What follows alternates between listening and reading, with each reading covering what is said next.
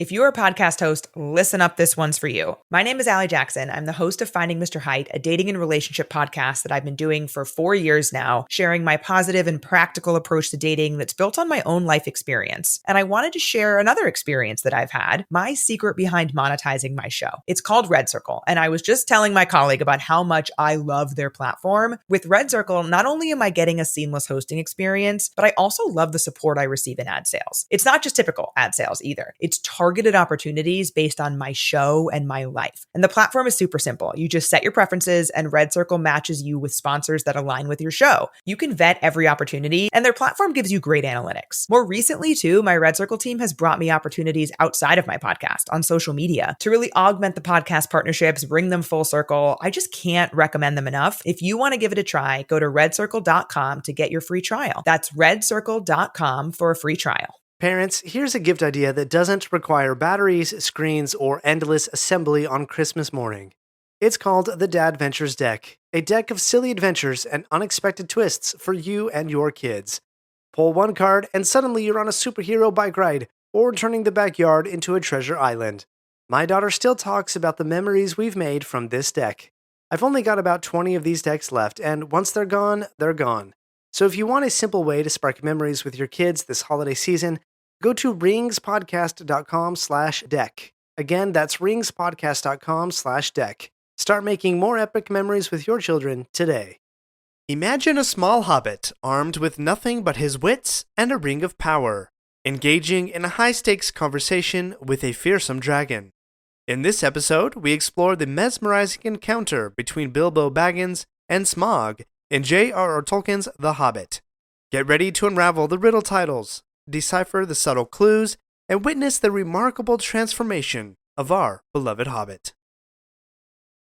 Let's hear from one of our listeners in the Shire letter, who reached out to us on Instagram. Seb writes, "Hey, I am completely obsessed with the world that Tolkien created, and even more by the easy and exciting way you explain it. Once I started listening to your podcasts, I could not stop thinking about all the lore and adventures of Tolkien's world, and I am seriously considering reading the Silmarillion for the first time, following your advice about what to focus on during the first read. So thank you so much for making this complex and intriguing world accessible to more people." Seb, thank you for your kind words. It warms my heart to hear that you're enjoying our podcast and finding it helpful in your exploration of Middle-earth. Remember, the journey through Tolkien's works is a magnificent one, and I'm thrilled to be part of it with you.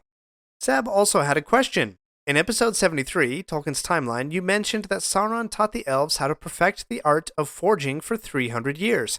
I was wondering how Sauron explained his long life, given he is disguised as a human. Didn't the elves find that somewhat odd? This is a great question. The timeline comes from the Tale of Years that's in Appendix B in Return of the King. For about 300 years, Sauron instructed the elves in the craft of ring-making, while he took on the beautiful form of Annatar, the Lord of Gifts. Now, one important thing to remember, not all elves were interested in what Annatar Sauron had to say. Elrond was highly skeptical of him and turned him away from some elven realms. But it was Celebrimbor, the grandson of Feanor, who really gravitated to what Annatar had to teach. So why weren't the elves suspicious of this person who did not age and grow old? The answer lies in the Unfinished Tales, which says, quote, Sauron posed as an emissary of the Valar, sent by them to Middle-earth, thus anticipating the Istari, or ordered by them to remain there to give aid to the elves. Let's dig into that a little bit. The elves would have been familiar with the Maiar, the class of spirits that served the Valar, the powers that govern Middle-earth. The Maiar, of course, were immortal and would not have aged. And Annatar's coming was a sort of precursor to the Valar sending the wizards in the Third Age. But in any case, there's probably any number of Maiar wandering Middle-earth. So to have one show up and claim to be a messenger from the Valar would not be completely unheard of. But like I said earlier, not all elves accepted him, and it was Celebrimbor's desire to be as famous a craftsman as his grandfather Feanor that likely led him to believe Annatar. Thanks for writing in, Seb, and I look forward to more Shire letters from you, fellow wanderers. Now it's time for our map check. Let's take a moment to visualize the Third Age of Middle-earth, where our beloved hobbit Bilbo Baggins embarks on an incredible adventure with the dwarves. They have just found the secret door leading to the ancient dwarven kingdom of Erebor, and now they stand outside, staring into the darkness. In today's chapter, Bilbo will venture into the mountain, steal a golden cup, engage in a riddle contest with Smaug the dragon, and find themselves trapped inside the dragon lair. If there's anything specific you'd like to explore from this chapter, feel free to send us a Shire letter.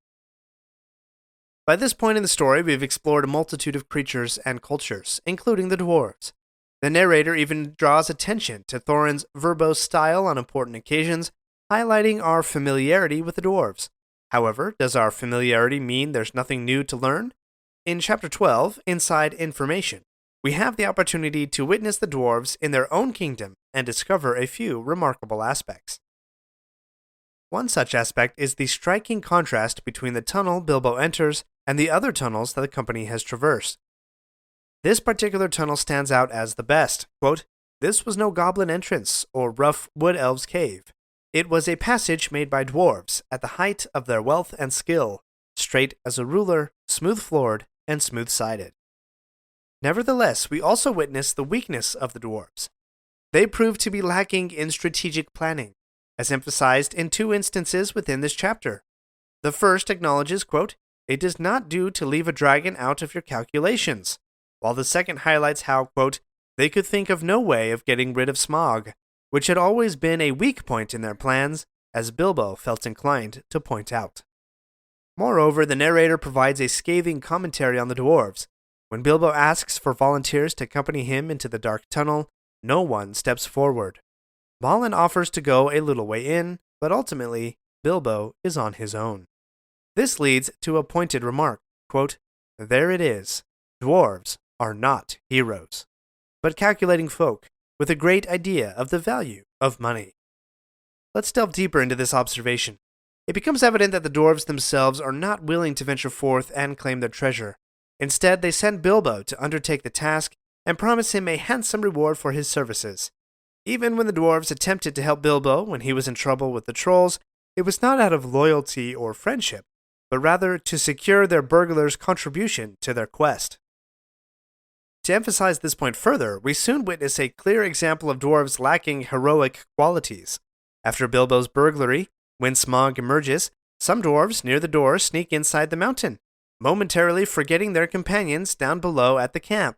The chilling words are spoken, quote, "They will be slain, and all our ponies too, and all our stores lost. We can do nothing." They are willing to abandon their fellow dwarves to their deaths, driven by the fear of facing Smaug's wrath. What matters most to the dwarves? Treasure. Thorin and Balin vividly describe the long-lost treasures of Erebor, from golden inlaid spears to emerald necklaces and, of course, the coveted Arkenstone. It becomes clear that dwarves are not heroes. They may forsake their kin at times, yet their deepest desire remains focused on accumulating wealth and riches. And now we come to the momentous encounter with Smaug. Bilbo, much like us as readers, is experiencing the famous dragon for the first time. So what do we learn about this formidable creature? Smaug is initially revealed by the ominous glow of his red light, followed by the intense heat and vapor that surround him. Descriptions liken him to a purring cat and, quote, "an old volcano that has made up its mind to start eruptions once again." He revels in comparing himself to both feeble weapons and forces of nature. Shields, swords, spears, thunderbolts, hurricanes, and the lethal power of his breath. However, the most crucial aspect for Bilbo is that Smaug has no knowledge of what a hobbit is or what they smell like. Quote, "But he did not tell Bilbo that there was one smell he could not make out at all. Hobbit smell. It was quite outside his experience and puzzled him mightily." Bilbo, on the other hand, possesses some instinct when dealing with dragons. He understands that he must engage with Smaug indirectly, employing enigmatic speech and flattering words. Let's explore the sparkling titles Bilbo bestows upon Smaug: the Tremendous, chiefest and greatest of calamities; the Mighty, the unassailably wealthy; Lord Smaug the Impenetrable, your magnificence. Through these clever riddles and flattery, Bilbo manages to trick Smaug into unwittingly revealing his one weakness. Quote, "There is a large patch in the hollow of his left breast, as bare as a snail out of its shell." Interestingly, this isn't the first mention of a loose dragon's scale. Back in Chapter 1, Thorin explained that dragons, quote, cannot even mend a little loose scale of their armor. There's a little bit of foreshadowing for you. Before we move on from the dragon, there's a curious line worth examining. During Bilbo's riddle conversation with Smaug, he is wearing the One Ring, rendering him invisible to the dragon. However, when the dragon's eye happens to flash across him, something odd happens. Quote, Bilbo trembled, and an unaccountable desire seized hold of him to rush out and reveal himself and tell all the truth to Smaug. I find this intriguing because Bilbo is, in fact, wearing the One Ring, which belongs to Sauron. In The Lord of the Rings, Sauron's emblem is the all-seeing eye, capable of revealing all secrets except its own. A watchful eye that spies on the enemy, but never reflects inward on its own actions. For instance, in The Fellowship of the Ring, Frodo ponders whether the ring itself may have played a trick on him. Quote, for a moment he wondered if the ring itself had not played him a trick. Perhaps it had tried to reveal itself in response to some wish or command that was felt in the room. Could it be that these malevolent talismans possess a certain power? A power that attempts to establish a connection with other evil entities? Now that's a chilling thought. What if Smaug managed to claim Sauron's ring for himself? Imagine the sheer force of will and devastation when a dragon's might combines with Sauron's power from the ring. It's a truly terrifying prospect. But we still have one more pivotal character from this chapter to delve into, Mr. Bilbo Baggins. We'll explore his role in this chapter right after this short break. We're not done yet. If you like this episode, please leave a review and share with your friends. And remember to subscribe if you haven't already. We'll be right back. Every holiday season, I tell myself I'll get creative with my gifts. And then I end up panic buying some lame socks or candles. Just ask my wife. But not this year. Uncommon Goods makes holiday shopping stress-free and joyful, with thousands of one-of-a-kind gifts you can't find anywhere else. If you've got a bookworm or a geek on your list, and be honest, you probably are one yourself, you'll love their curated reading and geek collections. Quirky mugs, clever puzzles, and fantasy-inspired art. It's the kind of stuff that makes people say, how did you even find this?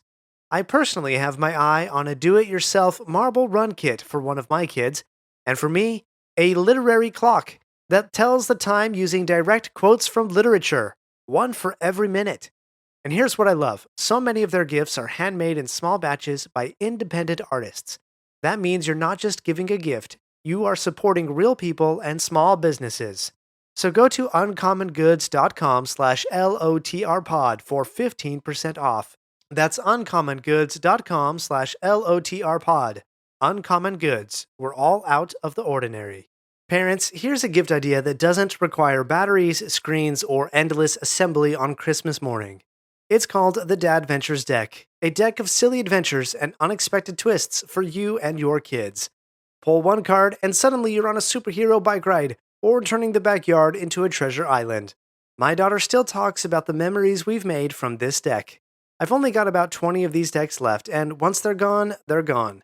So if you want a simple way to spark memories with your kids this holiday season, go to ringspodcast.com/deck. Again, that's ringspodcast.com/deck. Start making more epic memories with your children today. In a previous episode, I mentioned that this chapter is my absolute favorite in The Hobbit. The conversation between the Hobbit and the dragon is simply captivating, and I am particularly charmed by Bilbo's riddle-titles. These titles hold a special significance as an inside joke between you, the reader, and the narrator. While Smaug may not comprehend their meaning, the narrator remarks, quote, though I expect you do, since you know all about Bilbo's adventures. Before we delve into Bilbo's riddles, let's take a moment to recall how Bilbo has introduced himself to dangerous and evil creatures in the past.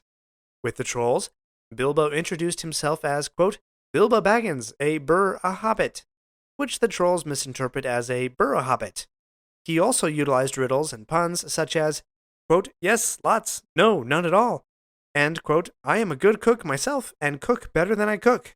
Yet, in the end, Bilbo's wit was insufficient to save him from the trolls, and the intervention of the dwarves and Gandalf became necessary.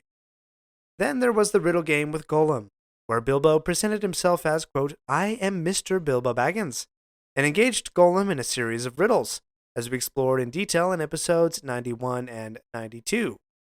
Now we know later on from the Fellowship of the Ring that Bilbo providing Gollum with his full name was a fatal mistake, for Frodo at least. However, after Bilbo acquires the ring and single-handedly dispatches the spider in the Dark Forest, he undergoes a transformation. He no longer provides introductions to the spiders, but instead incites their anger with verses of song. Now, in the lair of the dragon, Bilbo's skills reach their apex. He cleverly avoids revealing his name outright, a wise decision as the narrator informs us. He neither refuses to answer the dragon nor divulges too much, but instead speaks to him in a manner that entices Smaug. Quote, "No dragon can resist the fascination of riddling talk and of wasting time trying to understand it." Now, let's examine each of Bilbo's riddle titles. Firstly, he states, quote, "I am come from under the hill, and under the hills and over the hills my paths led, and through the air I am he that walks unseen." We know that Bilbo's hobbit hole was located under the hill in the Shire, and he did traverse under, over, and through hills, even receiving a ride from the eagles through the air. During one of these journeys, Bilbo discovered the magical ring that grants him invisibility. Next, he claims to be the clue finder, alluding to his success in deciphering the riddle of the secret door. He also proclaims himself the web cutter, referencing his role in freeing the dwarves from the webs of the spiders in the forest of Mirkwood. Additionally, he nods to the new name of his sword, as he calls himself, quote, "the stinging fly." Bilbo then declares himself the lucky number, where he begins to inadvertently provide clues to Smaug about his identity and whereabouts. Smaug speculates that the company consists of 14 individuals, as the number 14 holds special significance in Middle-earth. He further references how he saved the dwarves in barrels on the river and mentions the name of his family home, Bag End. At these titles, Bilbo becomes increasingly pleased with himself. He asserts that he is the friend of bears, referring to Beorn, the guest of eagles, alluding to his overnight stay in the Eyries, the ring winner, recalling his riddle game with Gollum, the luck wearer, another reference to the ring, and the barrel rider. However, it is the title of barrel rider that becomes his fatal mistake. In his delight, Bilbo lets himself go too far. Smaug deduces from that title alone that Bilbo has some connection with the men of Lake Town. For better or for worse, the dragon decides to pay them a visit as retribution for aiding the thief. What I adore about these riddle titles is how Tolkien succinctly summarizes the entire adventure for us, from the unexpected party to riddles in the dark, from the depths of the mountains to the eyries of the eagles in the peaks. He highlights Bilbo's achievements through concise and clever commentary. And to think that this conversation is transpiring while the small hobbit, who was merely a grocer bobbing on his mat months ago, is now verbally and physically dancing around a dragon's lair. At any moment, Smaug's eyes could reveal Bilbo, or his scent could give him away. No dwarf, elf, man, or orc could have accomplished such a rare feat. We have explored stories in the Silmarillion where elves, men, and dwarves faced dragons and suffered bitter losses, even when they managed to slay the dragon. It is true that Bilbo did not emerge unscathed, as the dragon's words about the dwarves' trickery and Smaug's flames left him emotionally and physically singed. However, I firmly believe that only Bilbo, a simple hobbit, could have faced Smaug in this way and survived the encounter. This realization brings us full circle to the essence of the story.